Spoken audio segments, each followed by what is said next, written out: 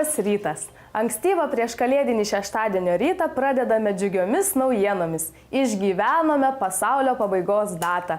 Aplink sklandžiusios griūties teorijos nepasitvirtino, todėl dabar galime ramiai laukti didžiausių metų švenčių, iki kurių liko vos kelios dienos. Šiandien laidoje Universitetai LT, kaip visuomet, matysite ir išgirsite aktualias trumpasias akademinio pasaulio naujienas, išvysite šventinių koncertų akimirkas iš kalėdiškai nusiteikusio uostamiesčio, o studijoje viešiesiantis svečias jums, mieli žiūrovai ir mūsų laidos kūrybiniai grupiai, papasakos apie lietuviškas kalėdines tradicijas. Praėjusią savaitę trečiadienį studentai protestavo prieš naujosios vyriausybės programoje numatytus planus aukštajam mokslui. Anot protesto organizatorės Lietuvos studentų sąjungos prezidento Dainiaus Dikšaičio, naujosios vyriausybės programoje įtvirtintos su aukštuoju mokslu susijusios nuostatos nesutampa su studentų nuomonė bei poreikiais. Trečiadienį šios organizacijos atstovai dalyvavo Seimo švietimo, mokslo ir kultūros komiteto posėdyje, kuriame pristatytos Lietuvos studentų sąjungos parengtos rekomendacijos vyriausybės programos dalims susijusiams su aukštojo mokslo sistemos padėtimi šalyje. Penktadienį premjeras Algirdas Butkevičius švietimo ir mokslo ministerijos darbuotojams pristatė ministrą Dainių Pavalkį. Buvęs ministras Gintaras Steponavičius perdavė naujajam ministrui kabineto raktus ir palinkėjo sėkmės darbuojantis. Dainius Pavalkis yra baigęs Kauno medicinos institutą, dabar vadinama Lietuvos sveikatos mokslų universitetu. Dirbo Lietuvos sveikatos mokslų universiteto docentu, profesoriumi, yra stažavęsis geriausiose užsienio klinikose – Jungtinėje karalystėje, Jungtinės Amerikos valstijose, Austrijoje, Italijoje, Vokietijoje ir kitur. Lietuvos studentų sąjungos nariai pažymėjo svarbiausius studentų atstovams 2012 įvykius ir įvertino kolegų pasiekimus. Praėjusį penktadienį vykusiame Lietuvos studentų sąjungos tradicinėme padėkos vakare ne tik įteikti apdovanojimai už nuopelnus studentijai, bet ir pašmaikštauta apie labiausiai nenusisekusius sprendimus aukštojo mokslo srityje. Daugiausiai apdovanojimų šiais metais susirinko Kauno technologijos universiteto studentų atstovybės nariai. Šios atstovybės prezidentas Justinas Taugaitis tapo metų lyderiu, ryšių su visuomenė koordinatorė Liucija Sabulytė už veiklą atstovybėje tituluota metų ryšio tiltu, o akademinių reikalų koordinatorė Monika Simaškaitė metų akademe. Kaunas triumfavo miesto studentų savivaldos metų renginio rinkimuose. Juo pripažinta Kauno tarptautinė studentų dienos šventė.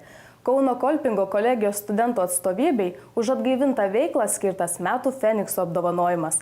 Garbingą metų studentų atstovybės apdovanojimą pelnė Klaipėdos valstybinės kolegijos studentų atstovybė, o Klaipėdos universiteto studentų sąjungos narys Aurimas Miknius tapo metų LSP koordinatoriumi. Metų tarptautinių įvykių tapo buvusios Lietuvos studentų sąjungos viceprezidentės Karinos Ufert išrinkimas Europos studentų sąjungos pirmininkė. Panašu, kad artėjantys metai Klaipėdos universitetui taps permainų ir pasikeitimų metu. Praėjusią savaitę Uostamiesčio universiteto rektorius profesorius dr. Vaidutis Laurėnas pristatė akademinės struktūros pertvarkymo projekto pasiūlymus. Profesoriaus dr. Vaidučio Laurėno teigimu, tokiu projektu siekiama Klaipėdos universitete skatinti mokslinį potencialą, kryptingus tarptautiniu mastu pripažįstamus mokslinius tyrimus ir gerinti studijų kokybę. Šitas projektas numato didesnį mūsų vedančiųjų mokslininkų dalyvavimą studijose, didesnį mūsų ypatingai antros pakopos studentų įsijungimą į mokslinę veiklą, į mokslinius tyrimus ir darbą su mūsų vedančiaisiais mokslininkais. Tai aš manau, kad dvi pagrindinės universiteto veiklos ir moksliniai tyrimai ir studijos turėtų perspektyvą augti. Taigi, Uostamiesčio universiteto akademinės struktūros pertvarkymo projekte numatyta ir būtinybė apsispręsti dėl universiteto mokslinių tyrimų krypties. Planuojama, kad ateityje Klaipėdos universiteto mokslininkai kryptingai vykdys fundamentinius globalaus masto arba taikomuosius tyrimus. Antra vertus, mes manom, kad Klaipėdos universiteto dydis, mastas, jo strateginiai uždaviniai mums leidžia turėti mažiau fakultetų ir atitinkamai laikui bėgant turėti ir mažiau katedrų. Tai šiuo atveju iš vienos pusės gali būti tai suprasta kaip savotiškas mažinimas, apkarpimas, bet iš tikrųjų tai yra mūsų dar šiek tiek fragmentiškų arba atskirai išdėstytų jėgų telkimas. Telkimas tiems dalykams, kuriuos galima būtų pavadinti ir mokslinių tyrimų branduoliais, ir studijų organizavimo klasteriais. Kitaip sakant, bandytumėm sutelkti jėgas, kai dabar mes jas truputį esam išbarstę čia viduj paties universiteto. Klaipėdos universiteto rektorius profesorius dr. Vaidutis Laurėnas tikina, kad akademinės struktūros pertvarkymo projektą būtina tobulinti. Šis projektas iki kitų metų vasario turėtų būti apsvarstytas Klaipėdos universiteto senate, o kovo mėnesio jau ir universiteto taryboje. Tai ne vienintelė naujovė Klaipėdos universitete. Praėjusią savaitę Uostamiesčio universiteto vadovai Lietuvos Respublikos švietimo ir mokslo ministerijoje, o vėliau ir Klaipėdos mieste, galimiems investitoriams pristatė Klaipėdos universiteto plėtros viziją ir bendrabučio statybos projekto idėją. Gruodžio 14 dieną Lietuvos Respublikos švietimo ir mokslo ministerijoje Klaipėdos universiteto rektorius profesorius dr. Vaidutis Laurėnas, infrastruktūros ir plėtros prorektorius profesorius dr. Rimantas Didžiokas ir plėtros skyriaus vedėja Rasa Viederytė galimiems investitoriams pristatė Klaipėdos universiteto plėtros viziją ir bendrabučio statybos projekto idėją. Klaipėdos universiteto rektorius profesorius dr. Vaidutis Laurėnas, infrastruktūros ir plėtros prorektorius profesorius dr. Rimantas Didžiokas ir Turto banko generalinis direktorius Arnoldas Burkovskis pristatė Uostamiesčio universiteto būsimo miestelio infrastruktūros plėtrą, projekto investavimo galimybės ir struktūrą. Susitikime dalyvavo švietimo ir mokslo ministerijos atstovai, Seimo narys Raimundas Paliukas, gausus būrys galimų investitorių iš Lietuvos ir užsienio, teisininkai, nekilnojamo turto ir Turto banko atstovai. Klaipėdos universiteto infrastruktūros ir plėtros prorektorius profesorius dr. Rimantas Didžiokas tikina, kad šiuo susitikimu buvo siekiama gauti naudingų patarimų, reikalingų vystant bendrabučio statybos projektą. Mes siekiame, kad mums padėtų ir patartų ir galbūt prisidėtų lėšomis, kad per galimai trumpą laiką Klaipėdos universitete galėtumėm pastatyti pradžiai 2 naujus pastatus bendrabučio, o paskui artimoje ateityje ir 3, kad užtikrintumėm nuo 6 iki 900 vietų skaičių tokiuose naujose moderniuose bendrabučiuose. Pasak profesoriaus dr. Rimanto Didžioko, susitikimas pavyko ir buvo sulaukta nemažai susidomėjimo. Šiandien po šitos diskusijos mes tikrai turim savo užsibrėžę labai aiškus tikslus ir susidarę laiko grafiką, kurio turėtumėm laikytis, kad galbūt po kelių mėnesių galėtumėm galutinai sukonkretinti ir galbūt turėti jau parengtą privatų investitorių, kuris ateitų ir iš dalies finansuotų šito bendrabučio pastatų statybą. Šios savaitės pradžioje Klaipėdos universitete įvyko spaudos konferencija Klaipėdos universiteto infrastruktūros plėtra. Jos metu Klaipėdos universiteto rektorius profesorius dr. Vaidutis Laurėnas bei plėtros ir tarptautinių ryšių prorektorius Rimantas Didžiokas žurnalistams pristatė planuojamo statyti universiteto miestelio viziją, aptarė švietimo ir mokslo ministerijoje vykusį susitikimą. Spaudos konferencijoje dalyvavę žurnalistai domėjosi ne tik pačiais planais, bet ir jų įgyvendinimo trukme, jau pradėtais vykdyti darbais, įvairiausiamis finansinėmis ir ekonominėmis sąnaudomis. Na, o dabar jūsų ekranuose šventiškai nusiteikęs uostamiestis ir akimirkos iš šventinių koncertų skirtų ne tik akademiniai bendruomeniai.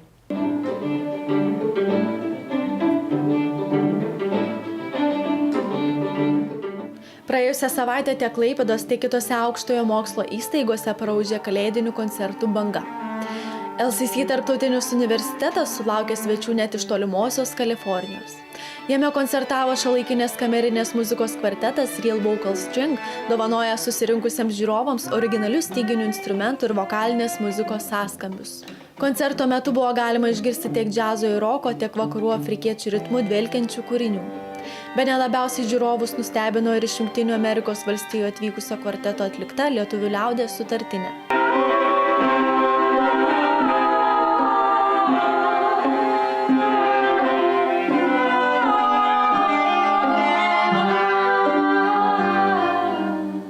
Koncertų metu grupė stengiasi pateikti savo klausytojams kažką naujo ir netikėto. Mes esame klasikinio žanro kūrinius atliekančios muzikantės. Mokėmės muzikos konservatorijoje ir iki šiol teko atlikti daugybę žymių kompozitorių kūrinių.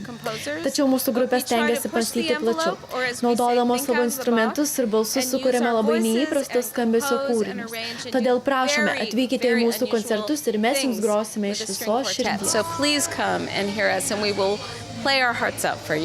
Penktadienį universiteto bendruomenės nariai taip pat buvo kviečiami apsilankyti jau ne vienerius metus tradiciškai didžiųjų metų švenčių proga organizuojamame koncerte Kalėdų belaukia. Pasak Klaipėdos universiteto menų fakulteto meno ir mokslo koordinatorės docentės daktarės Irenos Bierontaitės, jau kasmetiniu tapęs renginys yra gražus tuo, kad jame dalyvauja visi Uostamiesčio universiteto geriausi atlikėjai. Šiemet toks ypatingas koncertas tuo, kad jis ramus, tinkantis advento periodui, bus dainos, giesmės, rami muzika, toks ramus pabudimas.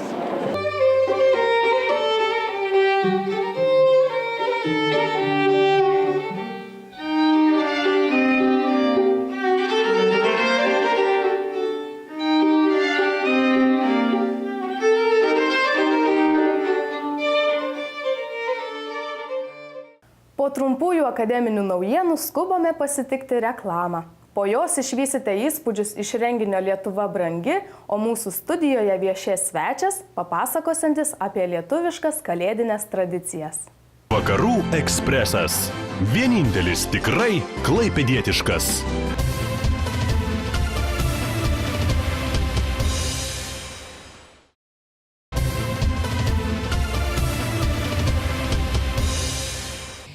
Sveiki gyvi, mėly žiūrovai. Šiandien mūsų studijoje ne tik garbus svečias Klaipėdos universiteto humanitarinių mokslų fakulteto dekanas profesorius daktaras Rimantas Balsys, bet ir mūsų visų kūrybinė grupė.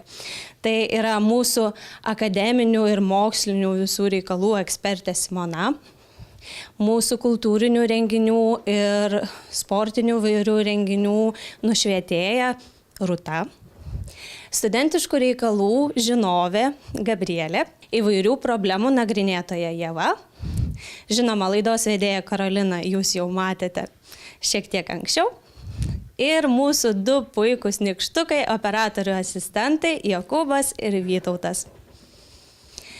Na, o šiandien susirinkome iš tikrųjų pakalbėti apie artėjančias šventes, artėjančias kalėdas. Taigi, dekane, norėčiau, kad visų pirma papasakotumėte apie tokį keistą dalyką. Literatūroje rašoma, kad kūčios yra ir pagoniškos, ir krikščioniškos šventės samplaika. Tai ar tai teisybė? Kiek šitame pasakyme yra teisybės? Mūsų kultūra visa yra daugiasluoksnė. Ir iš labai tolimų amžių kartais iki šių dienų yra išlikę tokių įspūdingų reliktų, apie kuriuos mes kitą kartą net nesusimastume. Juk pagalvokime, kad ir ta pati krikščionybė neatsirado tuščioje vietoje. Jis perėmė nemažai iš ankstesnių kultūrų, iš ankstesnių religijų, tarkime, Dievo mirimo ir prisikėlimo misterijos buvo labai gerai žinomos ir egiptiečiams, tai yra Dievas Oziris miršta ir prisikelia, ir graikams, ir Dievas Dionizas, ir Bachas ir panašiai. Tai vadinasi, tam tikrų reliktų visada mes galime rasti gerai paieškoję, gerai pasidairę ir šiandieninėje mūsų kūčių kalėdų šventėje. Sakykite, kiek ir kodėl ant kūčių stalo turėtų būti patiekalų? 9, 12, 13? O kodėl ne 60, pavyzdžiui? Galėtume mes taip pasamprotauti. Šitas konkretus skaičius 12, 13 ar 9 ar dar koks nors, net ir 60, juokaudamas tai pasakiau, yra labiau kabinetinės etnologijos negu gyvosios tradicijos dalykas ir labai vėlyvas. Tai yra arba paties 19 amžiaus pabaiga arba jau 20 amžiaus pradžia. Iki tol, jeigu mes pažiūrėsime į rašytinius šaltinius ir 17 amžiaus, tarkime, dar Mato Pretorijaus ir kitų autorių, jokio patiekalų skaičiaus niekas niekada nemini ir neminėjo. Esmė visada buvo kuo gausiau paaukoti seniesiems dievams. Ką simbolizuoja pagrindiniai patiekalai? Pavyzdžiui, žinome, kad ant kūčių stalo turėtų būti žuvies, ar ne? Tai žuvis jau yra atėjusi su krikščionybė, bent jau ta simbolinė prasme, kuri ant kūčių stalo daugiau ar mažiau išsilaikė. Kadangi žuvis yra Kristaus simbolis ir krikščionybėje taip ir suprantama, ir graikiškasis žodis ichtus, ką reiškia žuvis, tapo krikščionių kriptogramą, reiškianti Dievo sūnų. Tai žuvis tapo pasninko valgiu arba Kristaus pergalės tam tikrų ženklų ir simbolių ant stalo. Bet liaudiškajam pamaldumui dažnu atveju tai yra nemotais, ką mano konkreti bažnyčia. Todėl jie prisigalvoja įvairių savų kokiu nors tikėjimu arba pateisinimų, kodėl čia ta žuvis turėtų būti valgoma. Tai sakoma, pavyzdžiui, labai paprastai. Jeigu kūčių vakarą ant stalo nebus žuvies, tai tave utėlis apsės kitais metais. O įdomu, iš kur kilusi tradicija prie kūčių stalo susodinti būtinai lyginį valgančiųjų skaičių? Na, į šitą klausimą galėtų atsakyti paprasta liaudės išmintis: vabalėlis ant tvoros ir tas ieško savo poros. Kitaip sakant, visais laikais buvo svarbu žmonėms, atskiriems žmonėms ir pačiai bendruomeniai visai, kad visi atliktų savo misiją arba tą misiją, kuri yra žmogui Dievo skirta, tai yra pratęstų savo giminę. Vadinasi, vienas, kaip šiais laikais kai kas mano, to padaryti suprantama negali. Taigi pora yra labai svarbus dalykas ir viena iš turbūt svarbiausių žmonijos siekiamybių, tai yra gyvenimo arba vedybių partnerio paieška. Todėl porinis skaičius prie bet kurio šventinio stalo, o taip pat ir prie kūčių, prie kalėdų stalo, jisai aišku simbolizuoja tą visą poringumą. Na, dar iš kitos pusės, jeigu lieka kas nors vienas prie stalo, tai didelė tikimybė, kad iš tą dieną sėdinčiųjų prie vaišių stalo kažkas kitų kūčių nesulauks. Kad būtų lyginis skaičius. O iš kur ant kūčių stalo radosi šienas? O iš kur aš žinau? Gerai juokauju, iš tikrųjų etnologinė literatūra yra, ypač populiariojoje, labai daug visokių paaiškinimų. Ir juos galite perskaityti. Esti ir toks, jog tai pasidalinimas maistu su gyvuliais. Maždaug gyvuliams mes nešame nuo savo stalo kūčių, o mainais parsinešam iš daržinės šieno ir šitaip solidarizuojamės su visa aplinka, kuri yra aplink mus.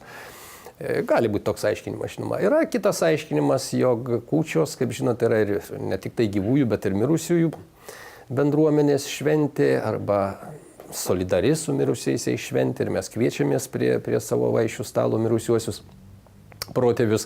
Taigi šienas arba šiaudai yra padedami ant stalo tam, kad mirusiųjų vėlės galėtų jaukiai įsitaisyti. Čia dar vienas aiškinimas. Na ir trečias aiškinimas, kurį galite rasti pastarųjų metų knygose ir kurį paprastai pateikia 20-ojo amžiaus pradžioje gimusieji jau respondentai, tai jog šienas yra kaip atminimas, jog Kristus gimė tvartelyje ir ėdžiose. Per kūčias žmonės burdavosi, ar būrimai neprieštarauja krikščionybei? Magija ir burtai nėra atskirtini nuo bet kurios religijos. Ir krikščionybė, jeigu to ir nenorėtų kaip nors pripažinti, vis tiek dėja taip yra.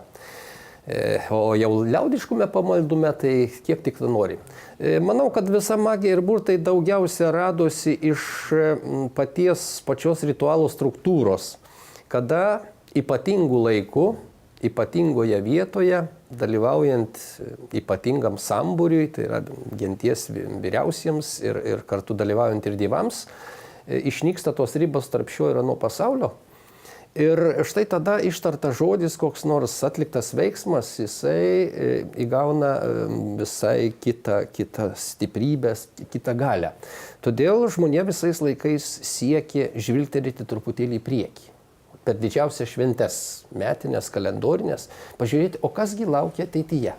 Tas žmogaus žingeidumas, jis yra begalinis ir noras pažvelgti jis yra visiškai pamatuotas. Ir niekada, regis, žmonėje šito noro savo neatsisakys. Ir mes šiandien norime truputėlį pažvelgti kartais, kaip sesija mums seksis, pavyzdžiui, bus geri pažymiai ar blogesni bus, ar ištekėsiu šiais metais, ar neištekėsiu.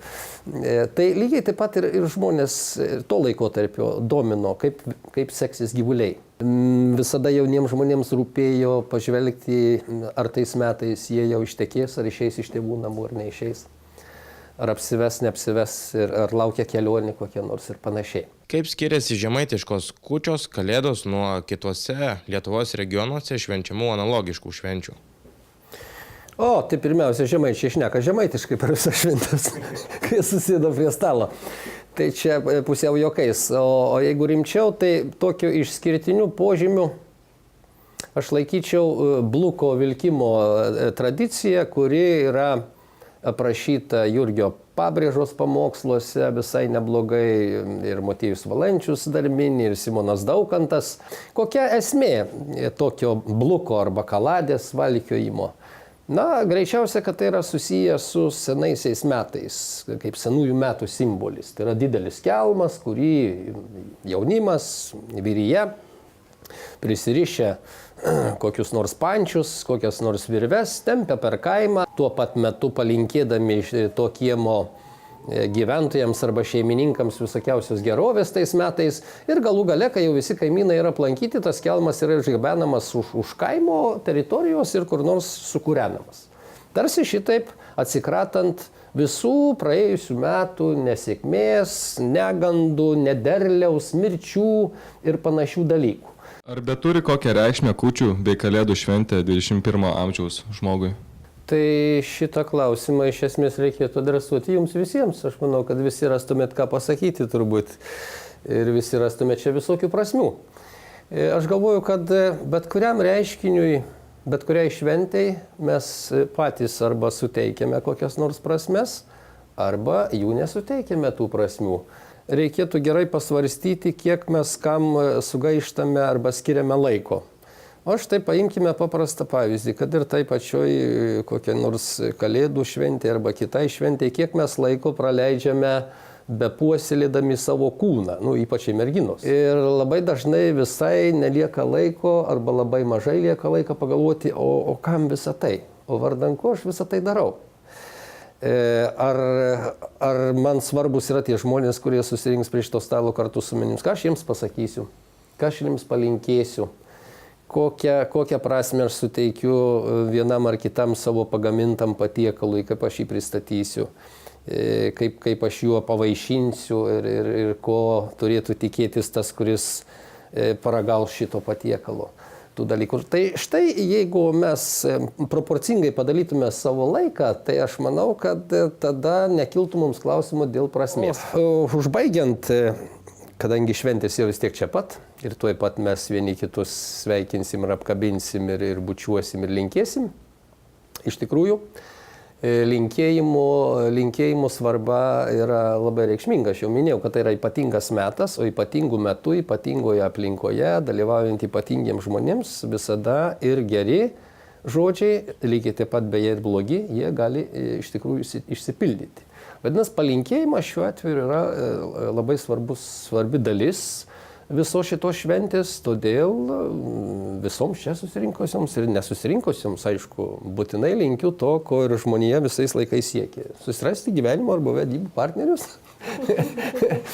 kad jūsų aruodai būtų pilni visom prasmėm, o aruodais jūs čia galite laikyti ir savo žinių šitos portfelius, galite laikyti ir savo kraičio skrynes arba spintas kokias, jeigu turite, ir kitus visus dalykus.